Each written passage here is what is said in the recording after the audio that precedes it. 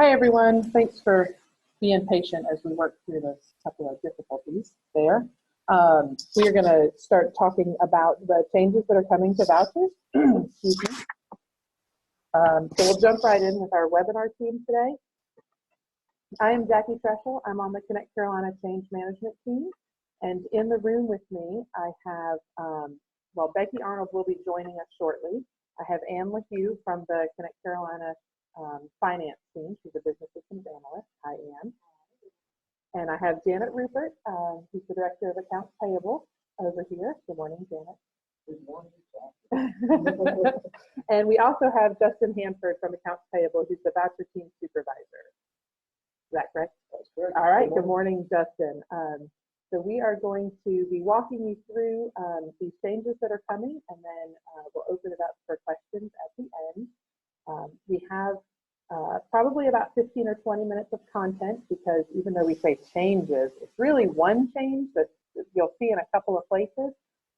So the day-to-day work that you do creating vouchers is not going to change all that much. But let's talk about the format of the webinar. So as I mentioned, we have a presentation, and we'll follow that up by a question and answer session. If you have questions while I'm presenting, you can type them in the chat window, and I'll be able to see them at the end. For some reason, I can't do it right now while I have the screen up, but we will get those questions answered in the order that they were received. So again, use the chat window to ask those questions. And if for some reason you've got to jump off, or if you need to go back and refer to it later, we are recording this session, and we'll post it either later today or tomorrow on ccinfo.umc.edu. So with that being said, just a heads up, Becky Arnold just joined us. Good morning, Becky. So let's just jump in. So today's subject, so in a nutshell, we are getting ready to launch a supplier portal. And so what that is a way that suppliers can go in and manage their own payment and address information if they have changes. You'll be hearing a ton more about that coming soon. But before we can launch that portal, we had to do some cleanup and we had to do some simplifying, and that affects the vouchers. So that's what we're rolling out, and that's what we're talking about right now. So the changes, again, it's really one change, but you see it in a couple of different places. And so the big thing is that we're splitting the way that a supplier is paid and the address that you use to make that payment, which today on the vouchers is called location.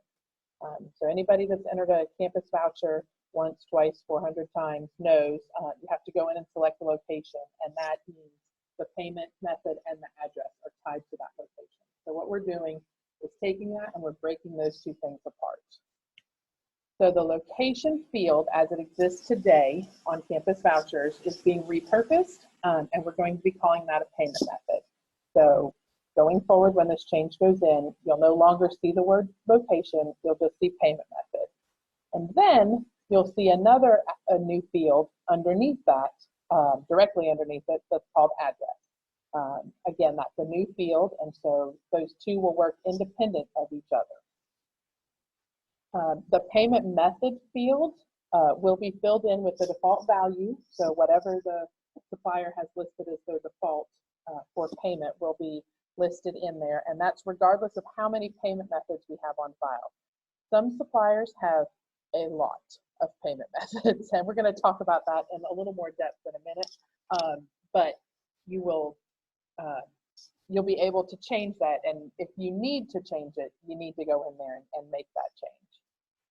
Likewise, the address field will be filled in with what the supplier has listed as the default, and then if you have different instructions on your invoice, the remit to address is different, you need to go in there and change that. So that's the words of what the changes are. So let's look at, actually let's talk about the timing before I go into looking at them. So we are making this change overnight Thursday night, so Friday morning, so February 21st is when you will see these changes in Connect Carolina. So when you get to work and enter your voucher on Friday morning, those changes will be in the system. So now let's look at the fields and how they are different. So the first thing on the add a new value tab, you notice right here it says payment method now. We did not include the address on this add a new value screen, and you can leave the payment method blank on this screen. If you typically go through and enter all of these fields, you can leave it blank because it's going to fill in with the default, or if you know right off the bat that you want to be able to choose which one because you aren't using the default, you can go ahead and use the lookup here just like you always do for location and select that. But it is important to note that the address field is not on this add a new value tab. So when you click submit to create that campus voucher, this is what the voucher will look like now. So you see right here, the location field now says payment method, and then there's an address field below it. Now, the first thing is sort of like, well, what does one mean? It's very similar to the same thing it does today. So that's the number one of the payment method that's listed, or the number one of the address. Out to the right of the payment method, it shows what the payment method is. So for this supplier that we have shown here, this is an ACH, and then the last 4 digits of that bank account are listed out to the side. So if you have the bank account information, you can confirm that, just like that. The address field, you notice there's not a whole lot of room there to put the address out to the side, but you know, if you click the supplier name, the blue link at the top, you hover over that, you'll be able to see the address. You can also click the looking glass to look it up and find out if you need to change that. So I mentioned before that you can change the payment method. So if you need a different method, you have to change the payment method. So you do that by clicking the lookup. And so our first option here is what we're going to call an ideal supplier. So this supplier has one payment method. It is important to note that a little over 90% of the suppliers that we have at UNC have only one payment method. That means, though, we have a little over 40,000 non-PID vendors in Carolina. And so when you say 90% of them, that's still a fair number of suppliers that do have more than one payment method. So this is our ideal. It just has one. More commonly, you'll see something like this, which is they'll have an ACH on file, and then they'll also have a system check. And again, if you need to use the system check, you can change it. We encourage, accounts payable encourages that any time that you can pay by ACH, to please do. It expedites the payment, it's secure, nothing has to be mailed, that sort of thing. So we really do want to encourage that you are paying by ACH whenever possible. But if the supplier is set up to receive a system check, they have restrictions that they, at a certain address can't receive ACH, and you have that information, you do have that ability here.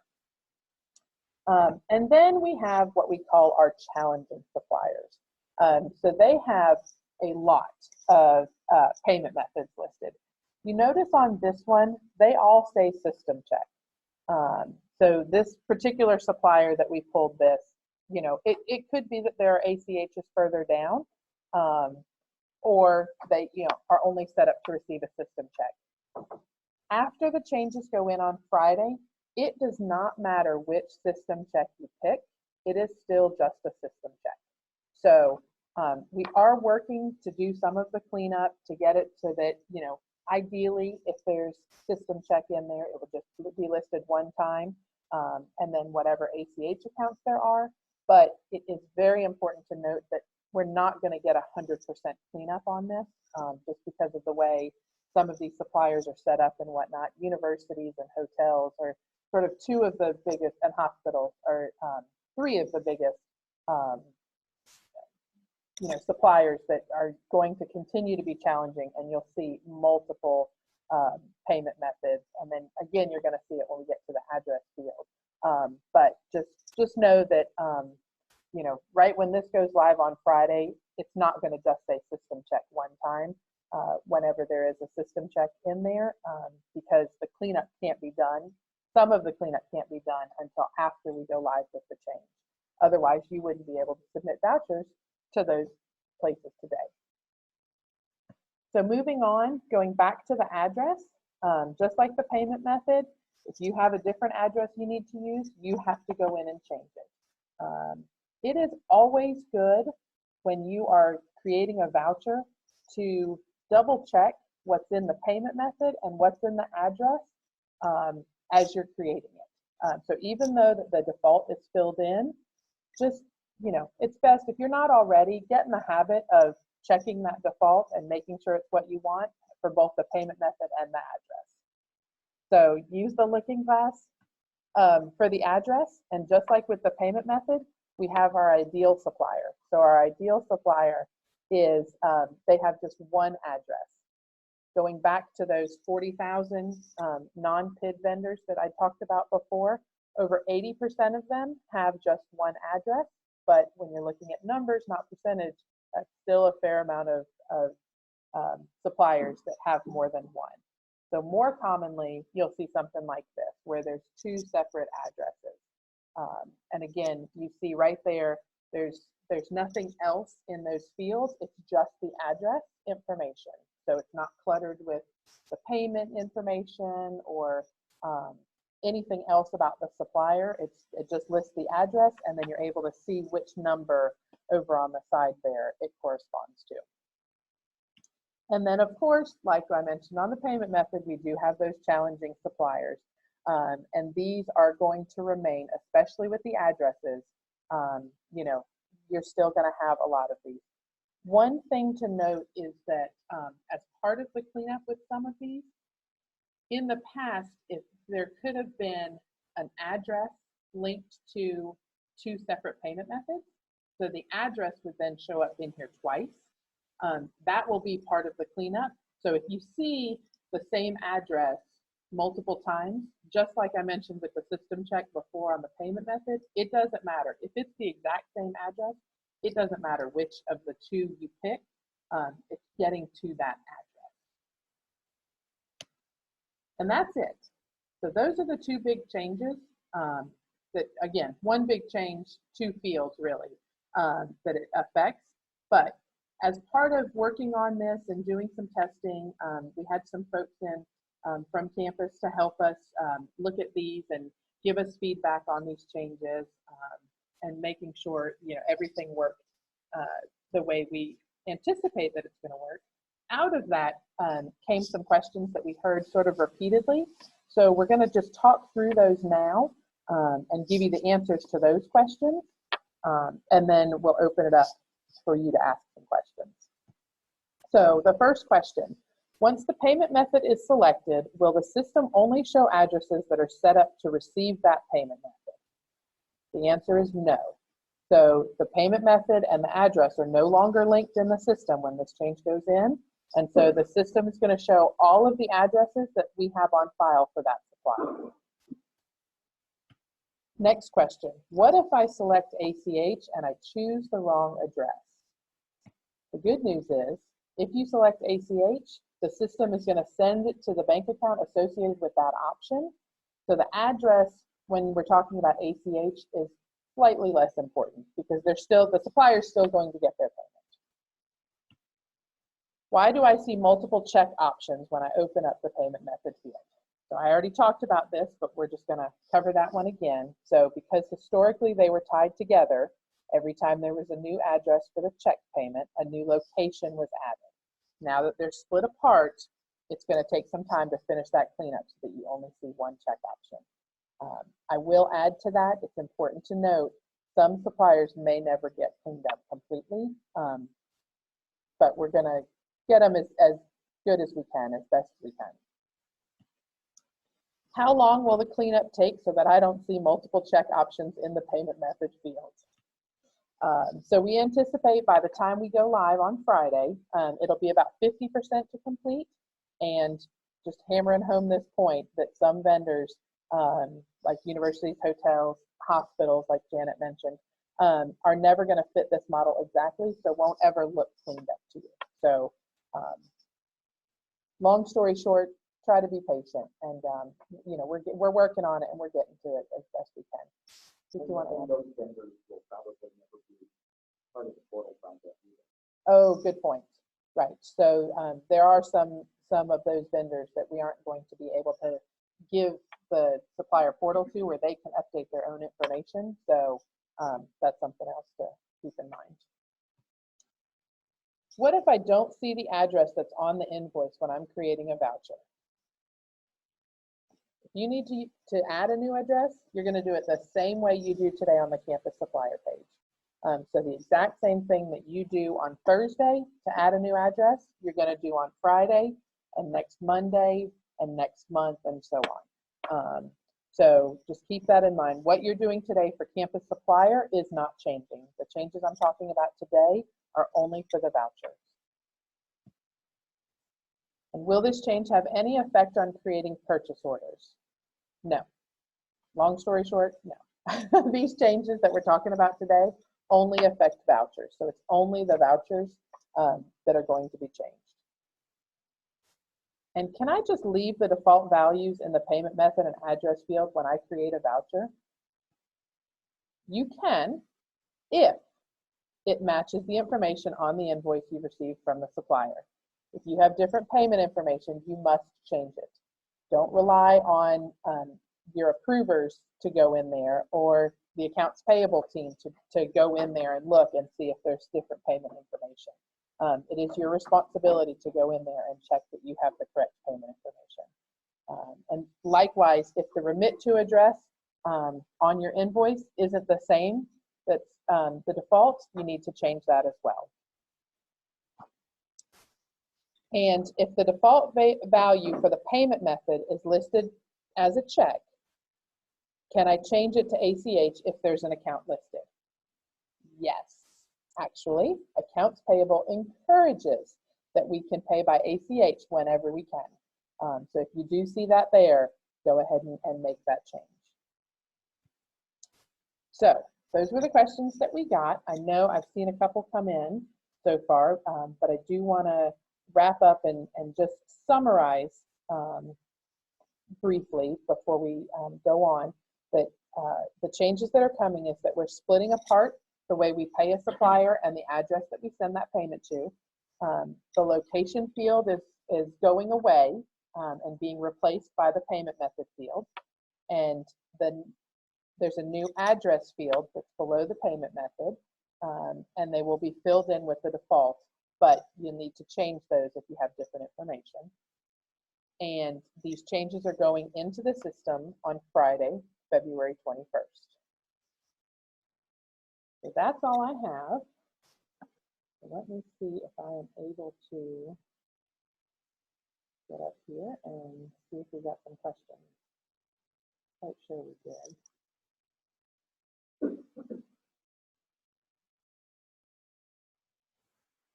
I am not able to see the chat though. I do have a question that has come in. So if there's a new address on an invoice, can we request the supplier to go to into the portal and add the address? Not yet. That is coming with the supplier portal. The changes for right now that are going live on Friday are only for the vouchers. We haven't yet launched the supplier portal. So when we do, we'll definitely communicate with you about how that will look and what we'll need to do when suppliers need to update information for their addresses or their payment methods. But in the meantime, it's business as usual for Campus Supplier until we say otherwise. Thank you for speaking. All right, and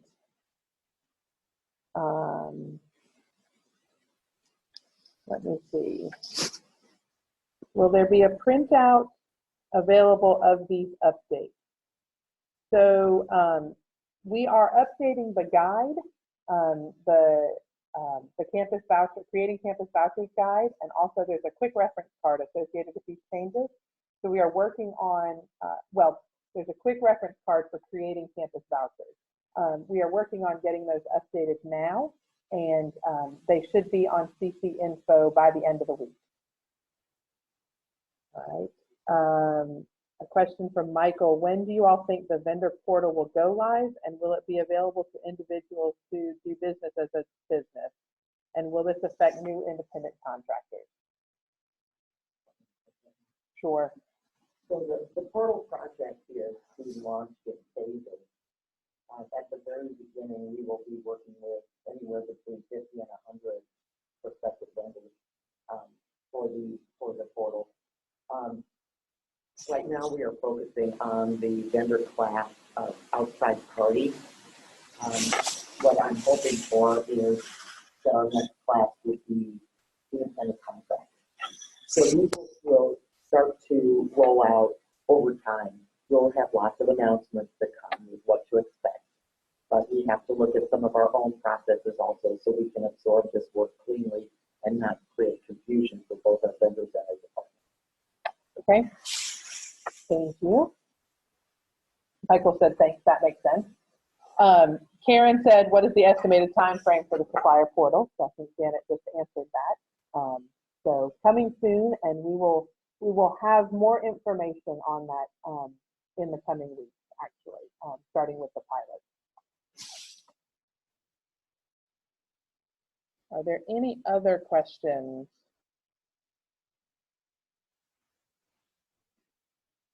I don't see any more. There we go. We have one from Stephanie.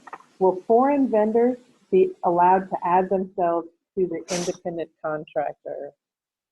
I think she means as an independent contractor. We are not set up for this currently, and I doubt that we ever will be. Setting up a foreign vendor is a complicated intake process, and there are additional forms and additional analysis that can be, it has to be through before we can actually set up a foreign vendor. Now, there may come a point where the foreign vendor could change their existing vendor profile, but that's not going to be our focus at the beginning. Okay. Matt asked the question, if a supplier, excuse me, if a supplier has an ACH option, why wouldn't that be set as the default? Who wants to take that one? So that would be great. Yeah. It's a long story as to how we ended up where we are, but we are working towards making this a little more easy to understand, and making sure that our default values represent what we would like people to do. However, we don't feel that it's a tremendous inconvenience to just click on the payment method field and look. Okay. Thanks, Janet. Any other questions?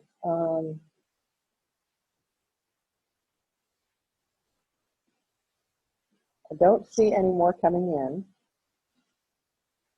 So we can sit tight.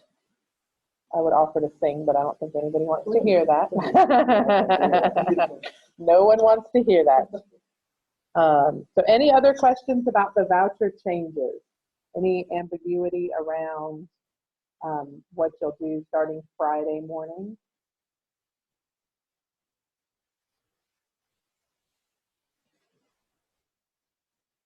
I don't see any more coming in. So, all right, so just to wrap things up then, again, the changes are going in Friday morning, and these are specific to vouchers. You can find the updated guide by the end of the week on ccinfo.unc.edu. As always, if you have trouble creating a voucher or anything in Connect Carolina, you can submit a help request at help.unc.edu or by calling 962-HELP. There are folks on standby just waiting for your call to help you out and do that for you. And we will get this webinar posted on ccinfo.unc.edu as quickly as we can. And if you have any other questions, just feel free to let us know. You can reach out to cc_communications@unc.edu. And otherwise, let me just check the chat one last time.